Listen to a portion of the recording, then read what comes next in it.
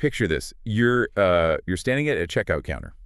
There's a line of people right behind you. Oh, I know this feeling. The absolute worst. Right. They're shifting their weight, maybe sighing quietly. The cashier rings up your items, looks you dead in the eye, and asks the dreaded question. Do you have our store app to claim your points? Exactly. And you just freeze. Because, I mean, you signed up for it at some point, maybe like 3 years ago. Yeah, for 10% discount on a Tuesday. Right. So you pull out your phone, and you're frantically swiping through all these folders, finally find the app, and you tap it. And then you're hit with a login screen. Game over. Totally. You don't know the password. You don't even know which email you use. The person behind you loudly clears their throat, defeated. You just shake your head, pay full price, and walk away. Leaving all your points and your data just sitting there. Leaving it all behind. And we've all been there. It's just a universally frustrating experience. So welcome to today's Deep Dive. We are thrilled to have you with us as we explore this fascinating new report. It's a really good one. It is. It's titled Loyalty Hub, Transforming Thai Retail Through Digital Retention. And our mission for this deep dive today is to figure out exactly how businesses in Thailand are completely rethinking this entire concept of customer loyalty. Yeah, they're ditching those clunky, forgotten apps. Yep, the apps and the easily lost plastic cards. They're moving toward this seamless, almost invisible digital integration. And to our resident expert here, your scenario, or our scenario at the checkout counter, it really captures that daily friction, doesn't it? It perfectly captures the friction that millions of consumers face every single day. I mean, for virtually every consumer-facing business, customer loyalty is the holy grail, right? Absolutely. We all know the fundamental rule. It is just exponentially cheaper to keep an existing customer than to go out and acquire a new one. But the traditional execution of these programs, well, it's been fundamentally broken. How so? Like in what specific way? We are asking customers to do the heavy lifting.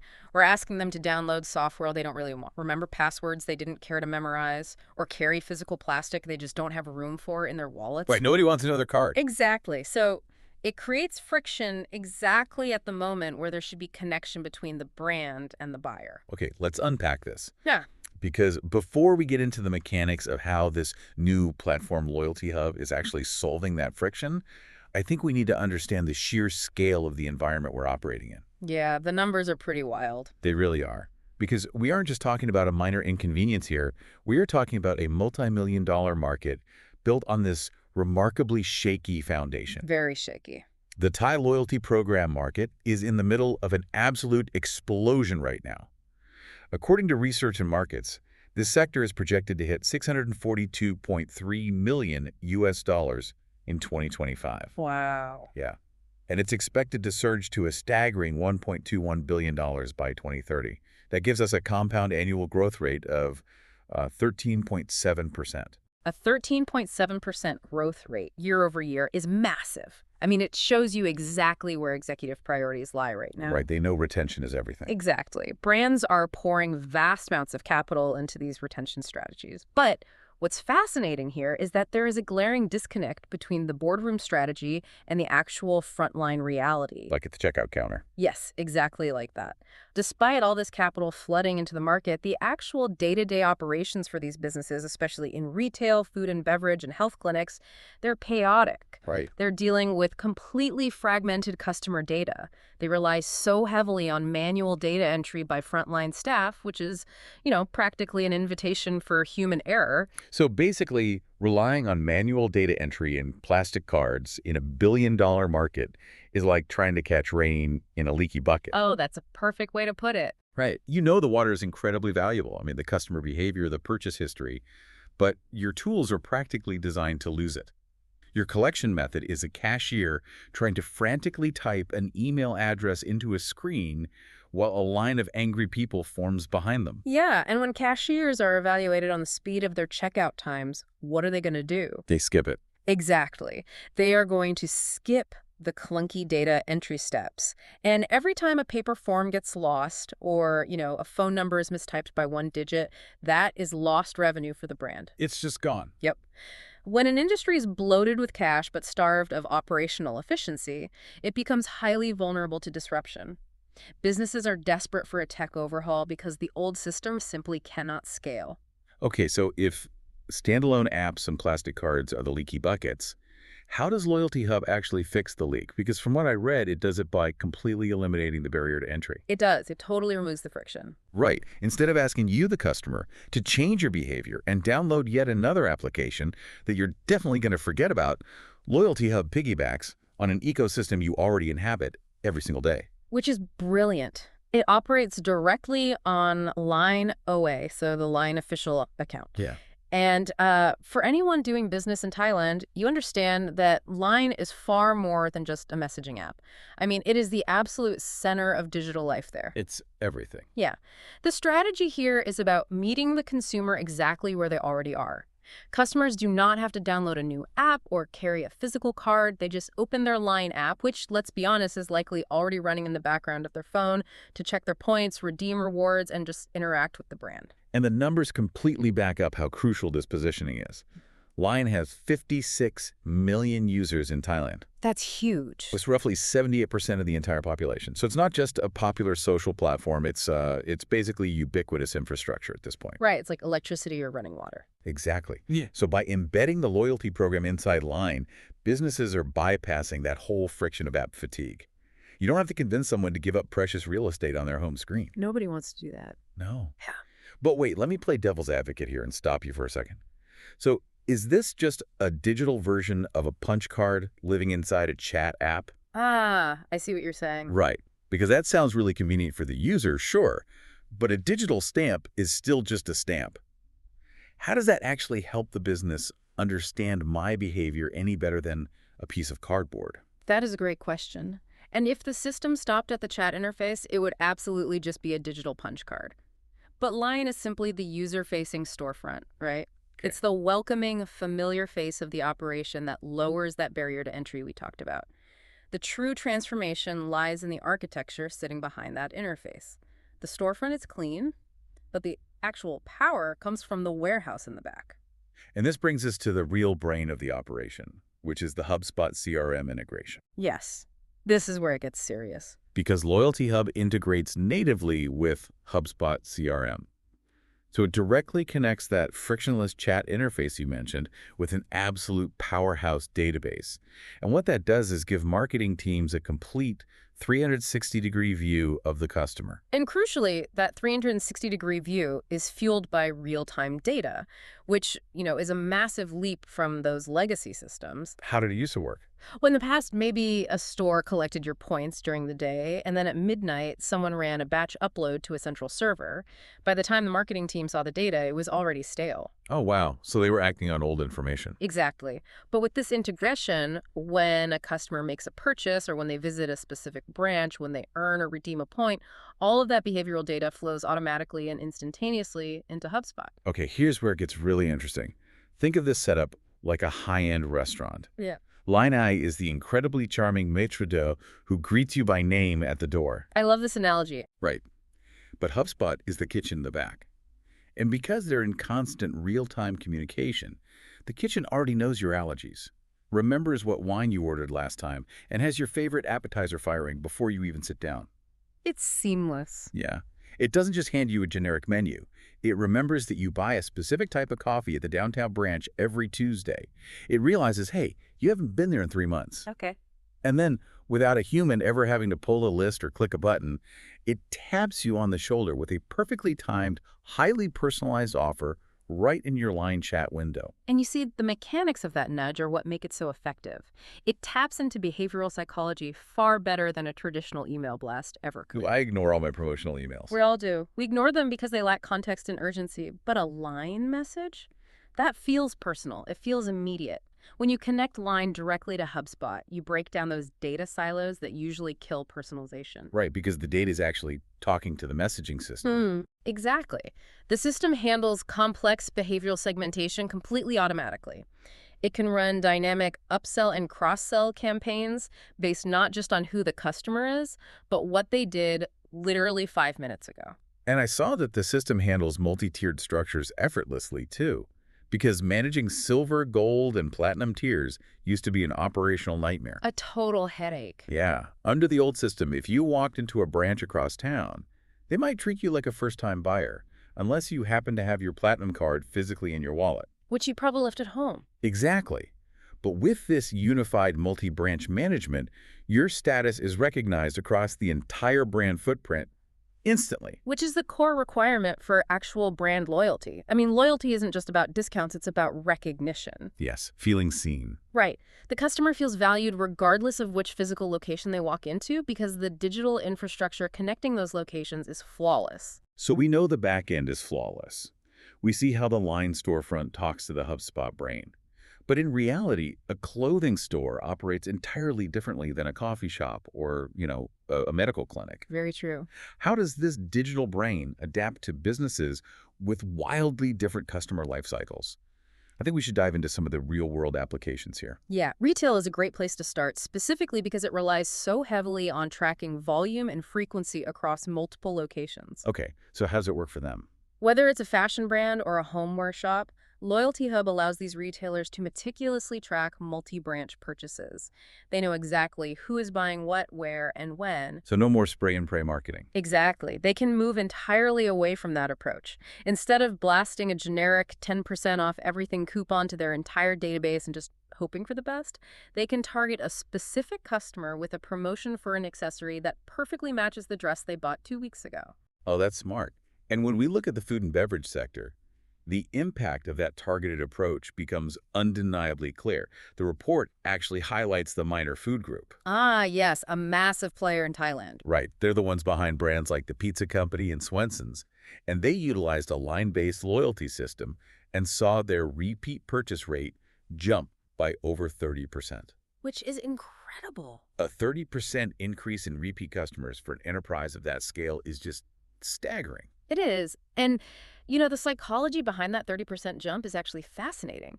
In the F&B sector, margins are thin and competition is fierce. Consumers really suffer from decision fatigue when deciding where to eat. Well, every day. What's for lunch is the hardest question. Exactly. So by living inside line and sending highly targeted automated nudges based on past purchase history, the brand effectively removes the cognitive load from the buyer. They make the choice for you. Pretty much. You don't have to decide what you want for lunch.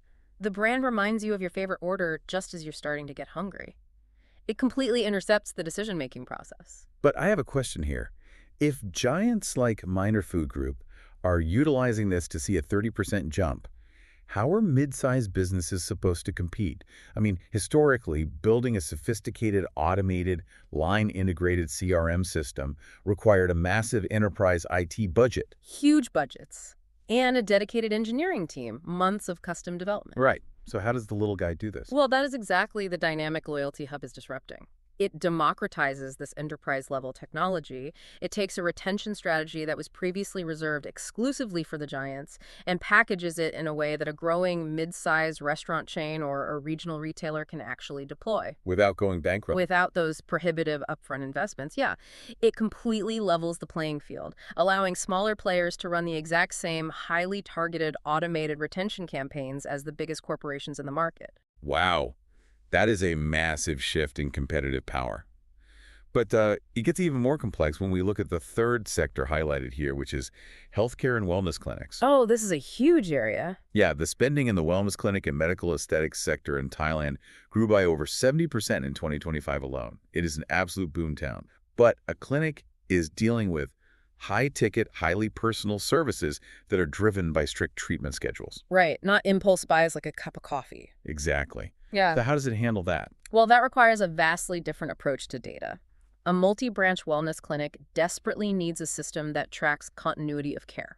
They need to know what specific laser treatment a customer had last month, how many sessions are left in their active package, and crucially, exactly when their skin will be ready for the next session. Right, because if you bought, say, a 6-session package that needs to be spaced out precisely every 4 weeks, the clinic has to manage that timeline. And doing that manually, via phone calls, it's incredibly labor-intensive for the staff. And frankly, it's often really annoying for the customer to field those calls during their workday. Like, I don't want to talk on the phone about my laser treatment while I'm at the office. Nobody does. Yeah. So Loyalty Hub takes all that highly specific, time-sensitive treatment data, pushes it through HubSpot, and triggers automated, personalized appointment reminders straight to the customer's line account. So it's discreet? It's discreet, it's convenient, and it drives the customer back into the clinic precisely when their treatment protocol demands it. And I imagine the downstream effect of that automation is pretty vital for the business's bottom line, too. Because when the system handles the routine administrative communication, it frees up the clinic staff. Massively. They are no longer chained to a spreadsheet making dozens of reminder calls a day. They can actually focus on providing high-quality in-person care. Right, and upselling services when the customer is physically in the building, rather than annoying them on the phone. But practically speaking, I mean, if you run a mid-sized clinic or a growing chain of restaurants, you probably don't have a dedicated IT department sitting around waiting to build all this. Definitely not. You want the 30% jump in repeat purchases. Yeah. You want the HubSpot brain. Well, You want the line storefront. But you can't just buy a software license, hand it to your marketing manager, and say, hey, figure it out. no, you absolutely cannot do that. Software, regardless of how robust it is never a plug-and-play magic bullet. Right. It requires architectural strategy and, honestly, more importantly, change management.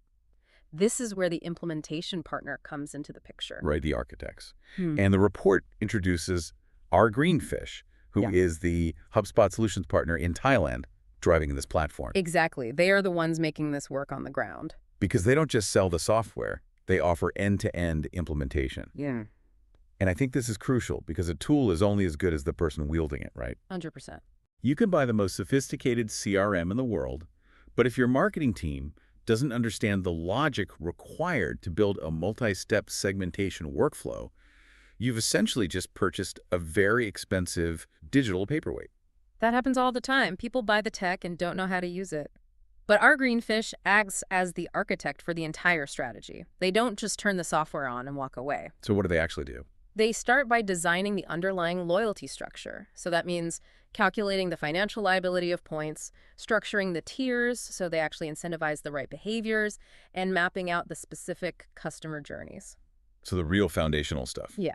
And then they handle the intricate technical work of making sure Line and HubSpot are speaking the exact same language so the data flows without any friction. And we can't overlook the staff training component either. Because if the frontline cashier or, the barista doesn't know exactly how to scan the barcode or process the redemption on their system, the entire multi-million-dollar illusion shatters instantly for the consumer. Oh, instantly. The consumer will just get frustrated and leave. That's why our Greenfish trains the teams on how to actually use the system efficiently. Change management is often the hardest part of tech adoption. Just getting people to change their habits. Exactly. If the staff doesn't trust the system, they will just revert to their old manual habits. Beyond training the frontline, they also train the marketing teams on how to build those complex triggers. Like the automation that pings a customer who hasn't visited in 3 months. Exactly. And furthermore, consumer behavior is not static, right? It evolves constantly. A loyalty program is never a set it and forget it endeavor. You have to keep tweaking it. Yeah. Our Greenfish provides long-term monitoring, analyzing how the campaigns perform, and optimizing the logic over time to ensure the system consistently drives that repeat purchase rate. So what does this all mean? Whether you're a business owner trying to figure out how to stop losing valuable data, or just a consumer wondering why your favorite coffee shop has suddenly gotten incredibly good at knowing exactly when you need a caffeine hit. It means we're witnessing the end of friction. Yes, the future of customer retention in Thailand isn't about stubborn brands demanding that consumers change their behavior to fit outdated technology. No, it's entirely about businesses adapting to where the consumers already live. By living inside Line and utilizing smart, predictive CRM tools, brands are finally making the customer experience feel magical and personalized rather than clunky and frustrating. It is a fundamental shift from forcing a connection to simply facilitating one. It really is. And, I want to leave you with a thought as we wrap up this analysis. We've talked extensively about how seamless this technology is. Yeah. But if algorithms become so perfectly turned that they predict exactly what we want precisely when we want it and deliver it to us with zero friction, do we eventually lose the joy of brand discovery? Oh, wow. That's a really interesting point. If our loyalty is entirely automated by invisible nudges inside a chat app, are we trading the serendipity of finding something new for the sheer comfort of algorithmic convenience? It's something to mull over the next time your phone pings with an offer that feels just a little too perfect. That is a brilliant point to end on. I mean, are we really loyal, or are we just following the path of least resistance carefully laid out for us by a CRM? Something to think about. Thank you so much for joining us on this deep dive. Keep questioning the systems around you, keep looking for the smart solutions, and hopefully the next time you're standing at that checkout counter, you can just tap a chat app instead of frantically searching for a password.